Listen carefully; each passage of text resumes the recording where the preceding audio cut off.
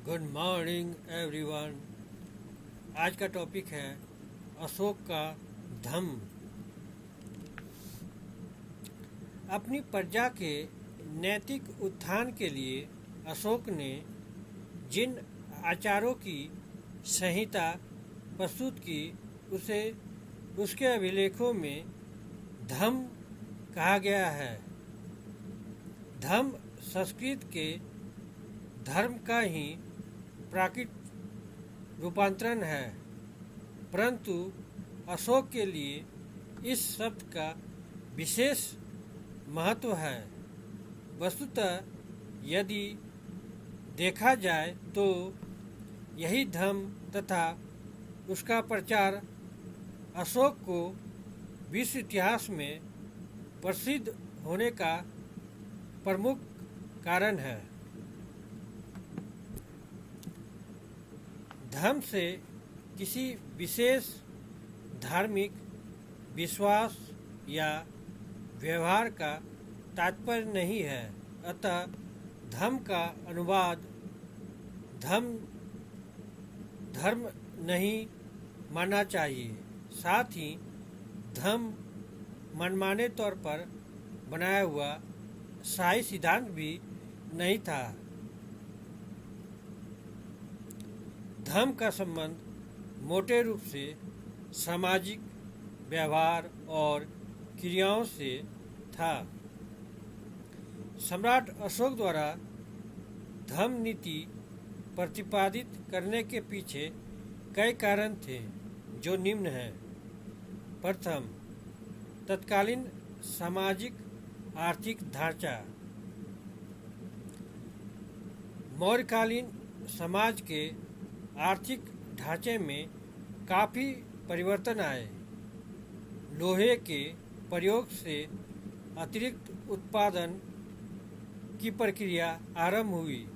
सिक्कों के प्रयोग, व्यापार मार्गों को राज्य द्वारा सुरक्षा प्रदान किया जाना तथा शहरी केंद्रों के उदय अर्थव्यवस्था में ऐसे संरचनात्मक परिवर्तन की ओर संकेत करते हैं जिनके लिए समाज में सामंजस्य की आवश्यकता थी। 4 वर्णों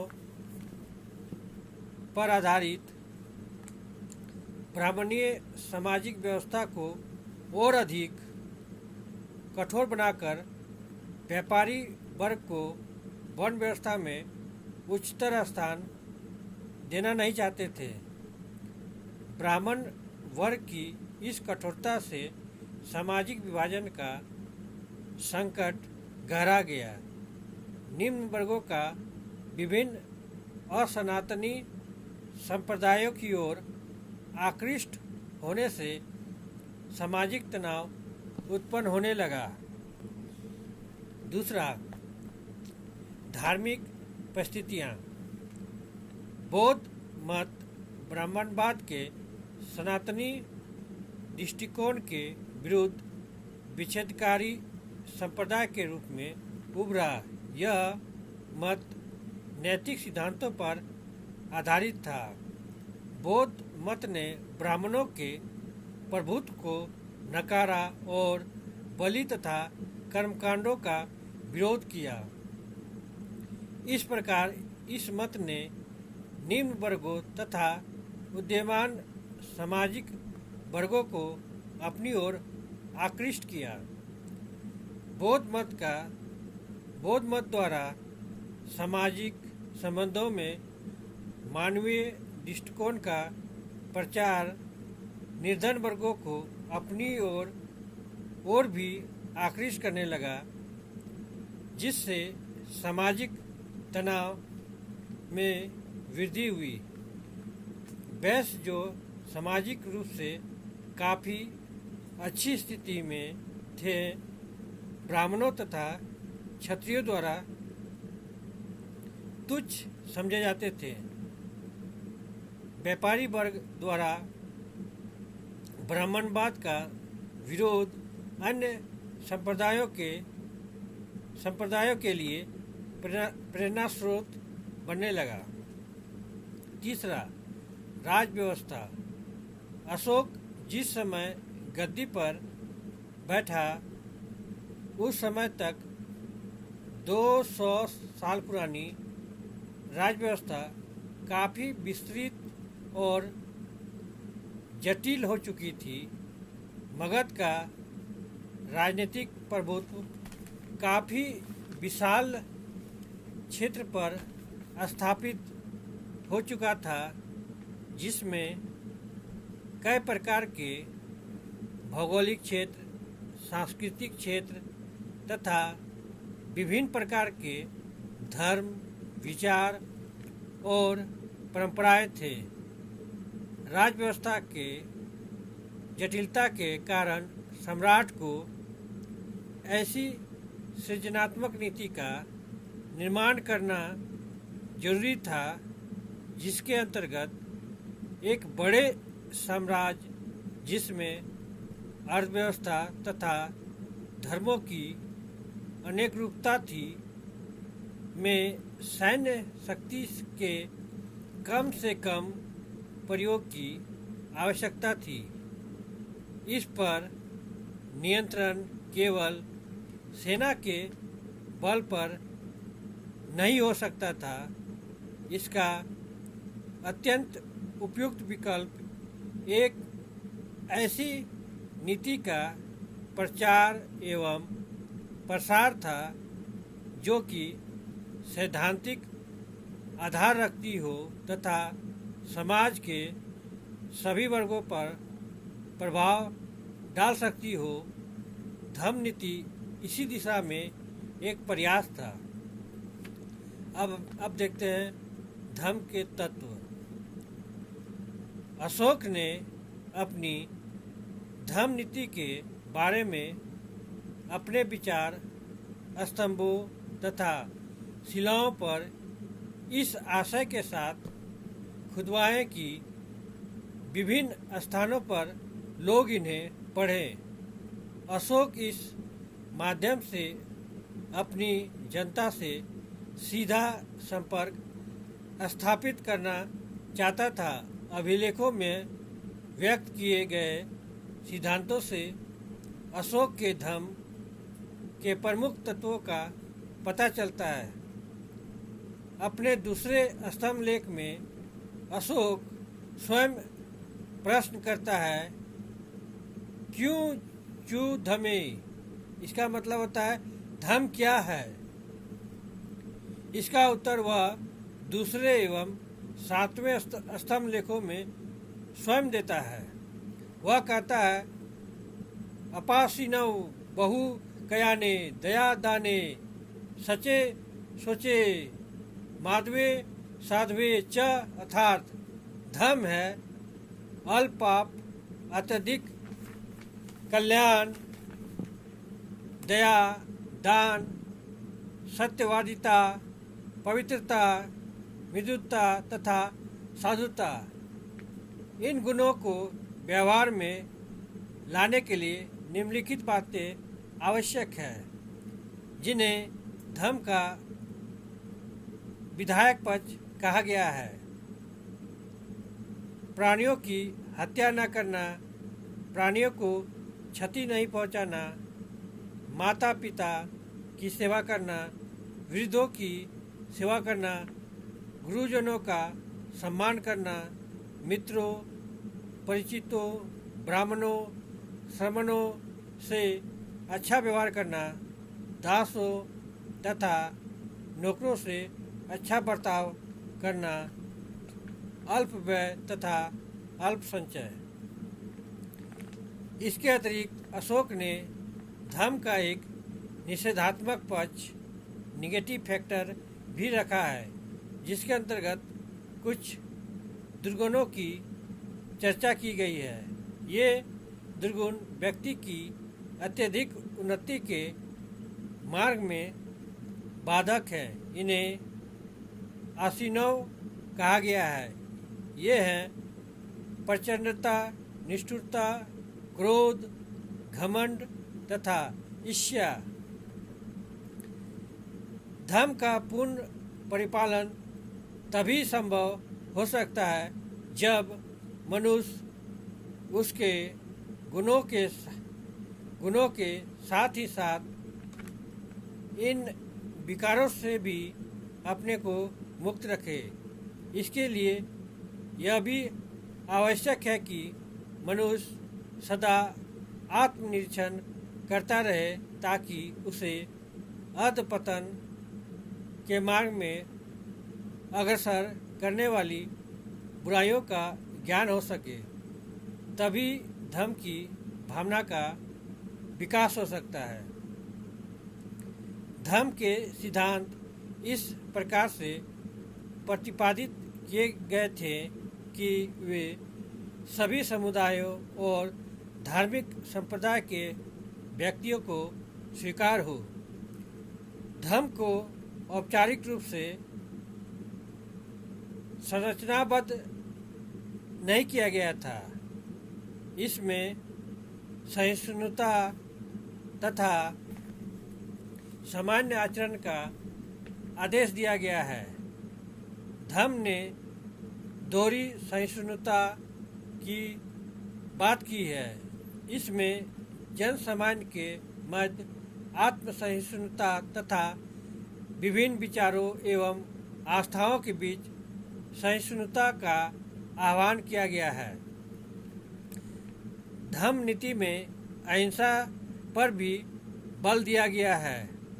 अहिंसा को व्यावहारिक स्वरूप युद्ध एवं विजय अभियान का परित्याग करके दिया जाना था। अहिंसा का अर्थ पूर्ण अहिंसा नहीं था। अशोक यह समझता था कि अपनी राजनीतिक शक्ति के प्रदर्शन के बिना जंगली आदिम जातियों पर नियंत्रण नहीं रखा जा सकता था। धर्म नीति में कुछ कल्याणकारी कार्य जैसे वृक्षारोपण, कुएं खोदना आदि की भी चर्चा की गई है। अशोक ने धर्मानुष्ठानों एवं बलि चढ़ाने को अर्थहीन कहकर उस पर प्रहार किया है। धर्म महापात्र के नाम से कुछ अधिकारी भी धर्म नीति के विभिन्न पक्षों को लागू करने तथा उनका प्रचार करने के लिए नियुक्त किए गए थे। अब हम देखते हैं धर्म नीति के संबंध में क्या विवाद है। अशोक की धर्म नीति विद्वानों के बीच वाद विवाद का विषय रही है। कुछ विद्वानों के अनुसार अशोक बौद्ध धर्म का पक्षपाती था। वे उसकी धर्म नीति और बौद्ध मत को एकरूपी मानते हैं। अशोक के विरुद्ध पक्षपात का आरोप लगाना ठीक नहीं है। इस बात के दो अत्यंत महत्वपूर्ण प्रमाण हैं कि अशोक ने राजा के रूप में बौद्ध धर्म के प्रति अन्य धर्मों की तुलना में पक्षपात नहीं किया। प्रथम, अशोक द्वारा धर्म महामात्रों का एक विभाग बनाना इस तथ्य को पूर्णतः प्रमाणित करता है कि अशोक किसी धर्म विशेष का पक्षपाती नहीं था। यदि ऐसा होता तो इस विभाग की आवश्यकता ही न पड़ती, क्योंकि धर्म के प्रचार के लिए संघों के संगठन का उपभोग कर सकता था। दूसरा, शिलालेख के ध्यानपूर्वक अध्ययन से पता चलता है कि अशोक सभी धार्मिक संप्रदायों के बीच सहिष्णुता एवं आदर का भाव फैलाना चाहता था तथा धर्म महामात्रों का दायित्व था कि वे ब्राह्मणों एवं श्रमणों के लिए कार्य करें। इन दो बातों से पता चलता है कि इन दो बातों से पता चलता है कि धर्म की नीति अधर्म का प्रचार नहीं अपितु विभिन्न धार्मिक स्रोतों से ग्रहण किए गए विश्वासों की एक पूरी व्यवस्था थी। इतिहासकारों के बीच अशोक की धर्म नीति के प्रचार के परिणामों पर भी चर्चा होती रही है। कुछ इतिहासकारों का विचार है कि अशोक द्वारा बलि चढ़ाने पर प्रतिबंध लगाने तथा बौद्ध मत का पक्षपात करने से ब्राह्मणों में विपरीत प्रतिक्रिया हुई। परिणामतः मौर्य साम्राज्य के पतन का मार्ग प्रशस्त हुआ। अन्य इतिहासकार मानते हैं कि युद्धों पर रोक तथा अहिंसा पर बल देने के कारण साम्राज्य की सैन्य शक्ति दुर्बल हो गई। परिणामतः अशोक की मृत्यु के बाद मौर्य साम्राज्य का पतन हो गया। रोमिला थापर ने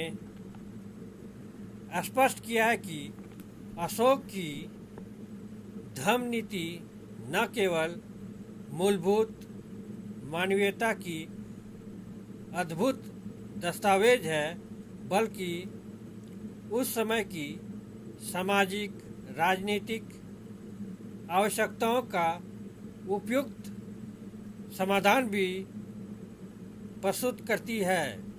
यह ब्राह्मण विरोधी नीति नहीं था, जिसका प्रमाण यह है कि सभी धर्म अभिलेखों में ब्राह्मण तथा श्रमणों के प्रति आदर का भाव अनिवार्य रूप से उल्लेखित है।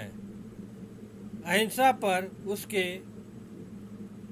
बल देने का तात्पर्य यह नहीं था कि उसने राज्य की सुरक्षा की आवश्यकताओं के प्रति आंख मूंद ली थी। वह आदिवासी समूहों को चेतावनी भी देता है कि यद्यपि वह बल प्रयोग से घृणा करता है, परंतु यदि वे समस्याएं उत्पन्न करना बंद नहीं करते हैं तो शक्ति का प्रयोग करने पर बाध्य होना पड़ेगा। अशोक ने जब युद्ध करना बंद किया तब तक पूरा उपमहाद्वीप उसके नियंत्रण में था। दक्षिण में वह चोल तथा पांडे आदि जनजातियों से मित्रता बनाए हुए था। श्रीलंका उसका प्रशंसक तथा सहयोगी था। अतः अशोक ने युद्ध का विरोध उसी समय किया जबकि उसका साम्राज्य अपनी प्राकृतिक सीमाओं को छू चुका था। जातीय विविधता एवं धार्मिक विभिन्नता तथा वर्गीय आधार पर विभाजित समाज में सहिष्णुता का आह्वान बुद्धिमत्ता का कार्य था। अशोक का साम्राज्य विविध समूहों का एक सामग्रीकृत रूप था। इस साम्राज्य में किसान, खानाबदोश, चरवाहे, आखेटक, यूनानी, कंबोज, ओज एवं अनेक प्रकार की परंपराओं के अनुयायी सैकड़ों समूहों में थे। ऐसी परिस्थिति में सहिष्णुता की बात करना युग की आवश्यकता थी। अशोक ने संकीर्ण सांस्कृतिक परंपरा के अधीन पर व्यापक नैतिक सिद्धांतों की स्थापना करनी चाहिए। अशोक की धर्म की नीति उसकी मृत्यु के बाद आगे चल सकी। वैसे भी यह नीति सफल नहीं रही थी। फिर भी हमें यह नहीं भूलना चाहिए कि अशोक किसी नए धर्म की स्थापना नहीं कर रहा था। वह केवल समाज के अंदर मानवतावादी और नैतिक सिद्धांतों की स्थापना करना चाहता था।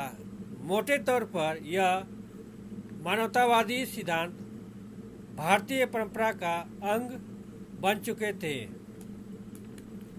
निष्कर्षतः कहा जा सकता है कि धर्म की नीति के विषय में हमारी जानकारी के स्रोत अशोक के अभिलेख हैं। अशोक ने अपनी धर्म की नीति के अंतर्गत अहिंसा, सहिष्णुता तथा सामाजिक दायित्व का उपदेश दिया।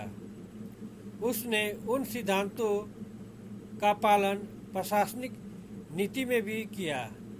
धर्म एवं बौद्ध मत को एकरूपी नहीं मानना चाहिए। धर्म विभिन्न धार्मिक परंपराओं से दिए गए सिद्धांतों का मिश्रण था। इसका क्रियान्वयन साम्राज्य को एक सूत्र में बांधने के उद्देश्य से किया गया था।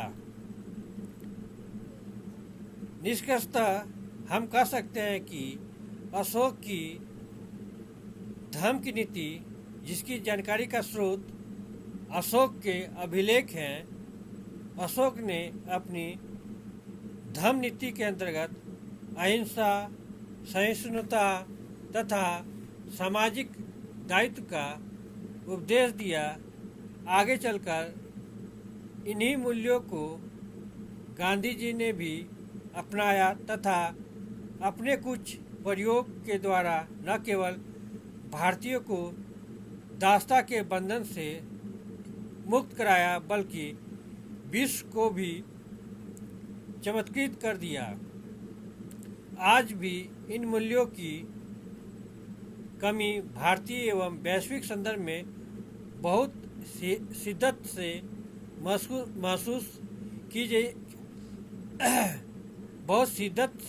महसूस की जा रही है।